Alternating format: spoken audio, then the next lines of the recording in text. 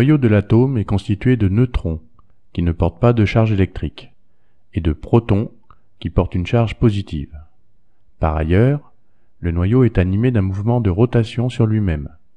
Il peut donc être assimilé à une sphère chargée positivement et tournant autour de son axe. Le mouvement circulaire de ces charges induit alors un champ magnétique, que nous appellerons le moment magnétique nucléaire, et que nous noterons avec la lettre mu. Le noyau d'un atome peut donc être assimilé à un minuscule barreau aimanté.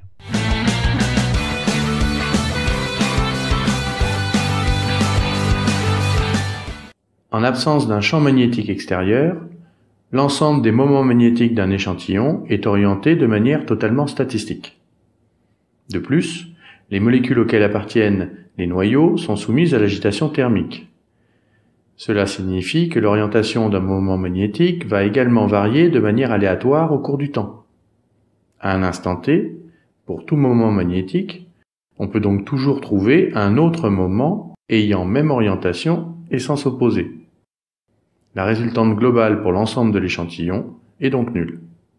En revanche, en présence d'un champ magnétique externe, que nous appellerons B0, les moments magnétiques vont s'orienter. Comme il s'agit de particules, cette orientation se fera en respectant les lois de la mécanique quantique.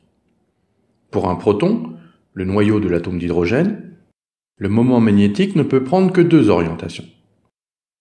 L'une correspond à μz égale mu sur 2, que nous appellerons l'état alpha, ou état parallèle, et l'autre correspond à μz égale moins mu sur 2, que nous appellerons l'état bêta, ou état antiparallèle.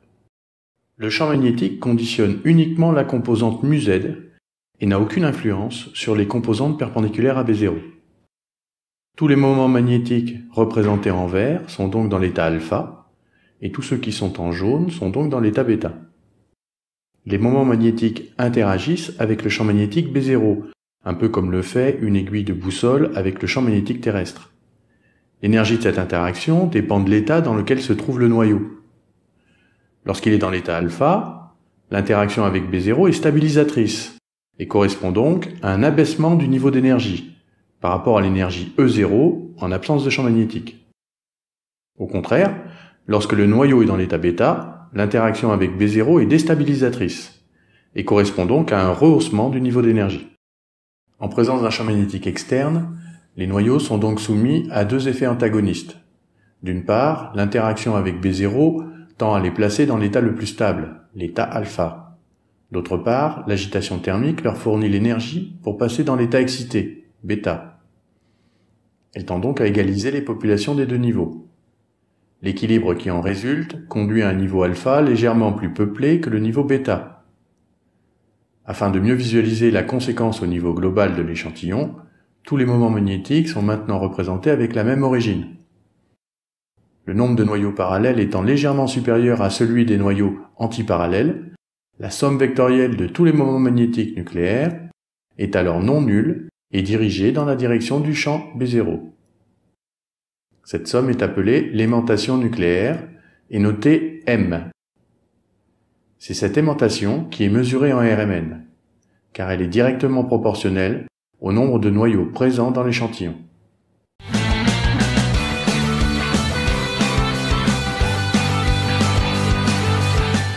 Par ailleurs, lorsqu'un moment magnétique est plongé dans un champ magnétique intense tel que B0, on peut montrer qu'il est animé d'un mouvement de précession autour de B0, analogue au mouvement de l'axe d'une toupie autour de la verticale. La vitesse à laquelle ce mouvement de précession s'effectue est donnée par la relation de Larmor, ω0 égale gamma B0. Dans cette expression, gamma est le rapport gyromagnétique, constante caractéristique du noyau considéré, et ω0 est exprimé en radians par seconde. Ce mouvement de précession se fait autour du champ magnétique B0, il ne change donc rien à l'orientation ou au module de l'aimantation M. Comme nous l'avons déjà mentionné, l'aimantation est proportionnelle au nombre de noyaux, et c'est elle qui est mesurée en RMN. Toutefois, M n'est pas observable lorsqu'elle est parallèle à B0. Il faut donc la basculer de 90 degrés. Pour faire tourner M, il suffit d'appliquer transitoirement un autre champ magnétique, que nous appellerons B1. B1 est dirigé à 90 degrés de B0. Les moments magnétiques sont alors animés d'un mouvement de précession autour de B1.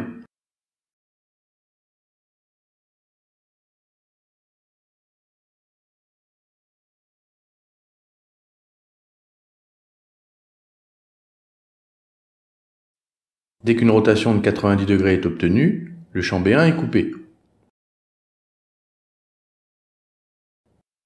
Lorsque B1 disparaît, les moments magnétiques reprennent une polarisation et une précession uniquement gouvernées par B0. L'aimantation M étant la somme de tous les moments magnétiques nucléaires, elle est alors orientée à 90 degrés de B0 et peut donc être mesurée. Toutefois, le champ magnétique B0 est présent en permanence au cours d'une expérience de RMN. Pendant l'application de B1, l'aimantation est donc animée d'un mouvement qui est la composition de la précession autour de B0 à la vitesse ω0 égale gamma B0 et de la précession autour de B1 à la vitesse ω1 égale gamma B1. Ce mouvement est en fait une précession autour du champ B égale B0 plus B1. Par ailleurs, B1 doit pouvoir être activé et supprimé rapidement afin que l'aimantation ne bascule que de 90 degrés. De ce fait, B1 est beaucoup moins intense que B0, qui est un champ statique. En pratique, B1 est environ 1000 fois moins intense que B0. Si B1 est fixe pendant la durée de son application, le mouvement de M autour de B ne permet pas d'amener M à 90 degrés de B0.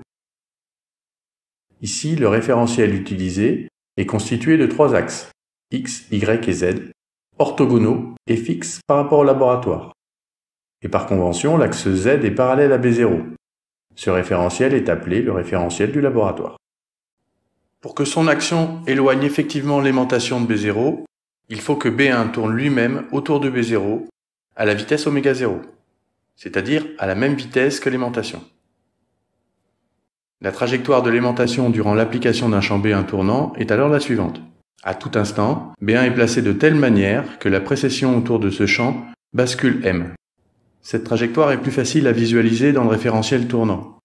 Ce dernier est constitué de 3 axes, X', Y' et Z' orthogonaux. Z' est confondu avec Z, il est donc parallèle à B0. Mais X' et Y' tournent autour de Z' à la même vitesse angulaire que le champ B1.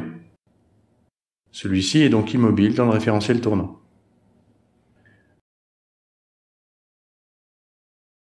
Si nous nous plaçons maintenant dans le référentiel tournant, le mouvement de l'aimantation se réduit alors à une bascule vers l'axe Y'. L'axe Z, ou Z', est appelé axe longitudinal, et le plan XY, ou X', Y', est appelé plan transversal.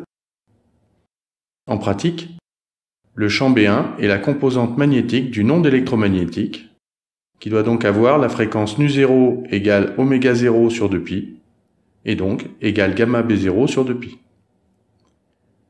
Compte tenu des valeurs de B0 utilisées en RMN, qui sont de l'ordre de la dizaine de Tesla, la fréquence nu0 se situe dans la gamme des ondes radio, quelques centaines de MHz.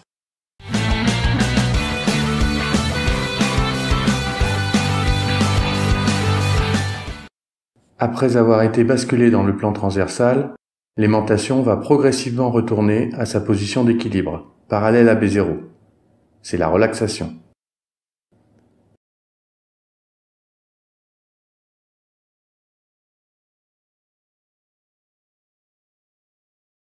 À un instant quelconque d'une expérience de RMN, l'aimantation a une composante perpendiculaire à B0, dite aimantation transversale, et notée MXY, et une composante parallèle à B0, dite aimantation longitudinale, et notée MZ. Ces deux composantes sont affectées différemment par le phénomène de relaxation. Le retour de l'aimantation longitudinale MZ vers sa valeur d'équilibre M0 se passe en règle générale selon un processus exponentiel. Le temps caractéristique de la croissance de l'aimantation longitudinale est appelé temps de relaxation longitudinale et noté T1. Dans les liquides, les T1 des protons sont typiquement de l'ordre de quelques centaines de millisecondes à quelques secondes. De la même manière, l'aimantation transversale décroît le plus souvent de façon mono-exponentielle. Le temps caractéristique de la croissance de l'aimantation transversale est appelé temps de relaxation transversale et noté T2. T2 est toujours inférieur à T1. La valeur du T2 est extrêmement variable. Dans les solides, il peut être plus court que la milliseconde, alors que dans les liquides, il est proche du T1 et donc de l'ordre de quelques centaines de millisecondes à quelques secondes.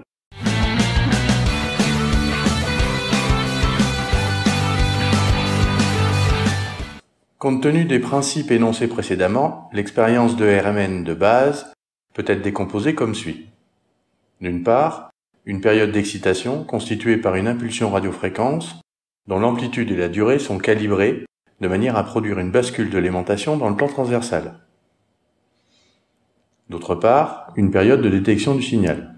Après avoir été basculée à 90 degrés de B0, l'aimantation tourne autour de celui-ci à la vitesse ω0, car B0 est toujours présent, et son amplitude décroît progressivement du fait de la relaxation transversale. Considérons maintenant la composante suivant l'axe X de l'aimantation transversale. Cette composante varie sinusoïdalement en raison de la rotation de M et son amplitude diminue exponentiellement en raison de la relaxation.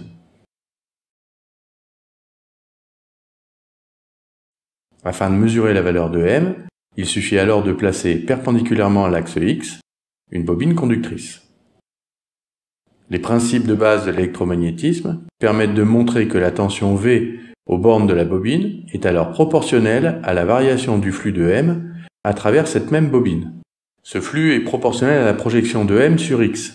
Il va donc varier en suivant la même loi, une sinusoïde amortie, et sa variation évoluera alors comme la dérivée d'un sinus, c'est-à-dire en cosinus. La rotation de M fait donc naître dans la bobine un signal électrique de fréquence nu0, et dont l'amplitude initiale est directement proportionnelle à l'aimantation, et donc au nombre de noyaux. On appelle ce signal le signal de précession libre, ou FID, pour Free Induction Decay. En pratique, le signal RMN est constitué d'un grand nombre de fréquences différentes, toutes détectées simultanément. Il est indispensable de séparer ces fréquences afin de déterminer leurs intensités respectives. C'est ce que réalise la transformation de Fourier. Cette opération mathématique permet de transformer le FID en spectre, où chaque fréquence est représentée par un pic. Compte tenu des propriétés de la transformation de Fourier, la surface sous un pic est proportionnelle à l'amplitude du signal détecté à t égale 0 pour la fréquence considérée. Cette surface est donc proportionnelle au nombre de noyaux ayant généré ce signal.